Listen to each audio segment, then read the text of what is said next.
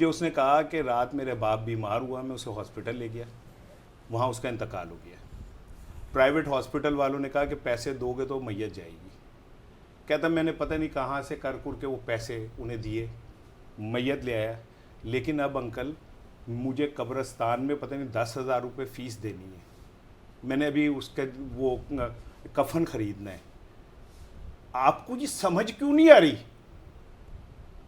मईशत इन पाकिस्तानी है तो पाकिस्तान है, ये गरीब 22, 23, 24 करोड़ कीड़े हैं तो आपकी बादशाहते हैं।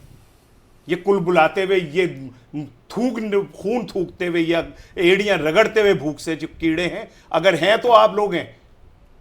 आप मईशत को क्या मजाक बना लिए? आप डॉलर के सारा बिजनेस दुबई ले जाते हैं, लंदन ले जाते हैं, अमेरिका ले जाते हैं, ठीक है। और उसके बाद जब डॉलर महंगा होता है तो मेरे पे असर पड़ रहा है।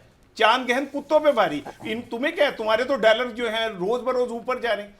ये जरदारी, ये नवाज शरीफ, ये सारा माफिया जो बड़े बड़े वकील बनते हैं, बड़े चैंपियन बनते हैं गरीबों के, ठीक है ना। कहें अपनी शुगर मिलों को कि आज से शुगर जो है आप 1 महीने के लिए आधी कीमत पे ले जाएंगे, ठीक है। कह रहा राना सनाउल्लाह, जरदारी ने क्या नाम है दिहाड़ी लगाई है एक्सपोर्ट करके चीनी, वो तो उन्होंने एक दूसरे पे डालना, मेरी सुन लेना, मसला डालना शुरू कर मैं अर्ज यही कर रहा हूं कि क्या हम बेवकूफ हैं?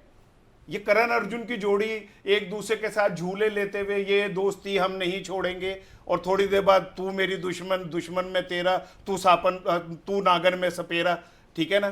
फिर आप ये शुरू कर देते हैं। और फिर मलक जैसे लोग जो हैं वो कहते हैं मियां नवाज शरीफ साहब उतार हैं, ठीक है, वो इस मुल्क के मसाइल हल करेंगे, वो चौथी दफा आएंगे तो वो कहेंगे शू और नोट बरसने लग जाएंगे। और क्या बेवकूफ बना रहे कौम को यार। हाँ जी, अच्छा वो तकरीर खत्म हो गई है, उसके बाद हालांकि मैं ऐसी कभी ऐसी बात नहीं की। और तो आप गवाए हैं। अच्छा एक मिनट है, नहीं नहीं कोई बात नहीं है, आप गवाए, जज हैं आप। मैं ये कह रहा हूँ, क्या ये हर बात नवाज शरीफ आएगा? मुझे थोड़ा दानिशवर बनने दो। मैं जनाब इतनी वीक जुडिशरी में मुझे तो वर्डिक्ट देने देना, नहीं बोलने देंगे, ये जजों को नहीं बोलने देते। जब इन्होंने कहा है जो जज बोलेगा, ये उसको गालियां देंगे, उसके खिलाफ कू करवाएंगे, उसके खिलाफ बैनर लगवाएंगे, उसके खिलाफ पोस्टर उठाएंगे, उसके खिलाफ जलसों में बोलेंगे, और फिर कहेंगे पाकिस्तान की जुडिशरी बहुत बुरी है। और अंदर खाते 13 साल का मुलजिम शू करके बरतानिया चला जाएगा, है फला बंदा बरी हो जाएगा, वो खातून जो 10 मिनट में उनका मसला हल हो जाएगा, जजों को नहीं बोलने देंगे। अच्छा थोड़ी काम की बात कर लें।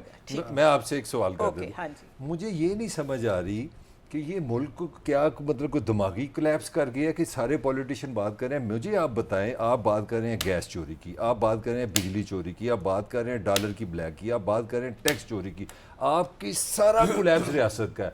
आप 18,000 अरब से लाखों आपने मुलाजमी रखे हैं, तो ना वो स्मगलिंग रोक सकते हैं, ना वो डॉलर पकड़ सकते हैं। मेरी आर्मी चीफ को आके सारा कुछ करना पड़ रहा है। ये मुझे बताओ, ये मशीयता की सियासत है। अच्छा, what is the failure?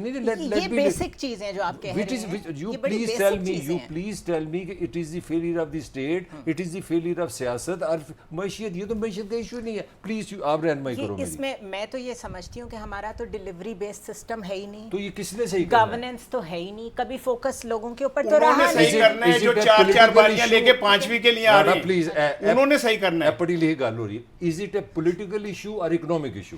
It's a political issue जिसको असल में हम इतना खराब कर बैठे हैं कि अब उसका इम्पैक्ट इकोनॉमी पे आ रहा है।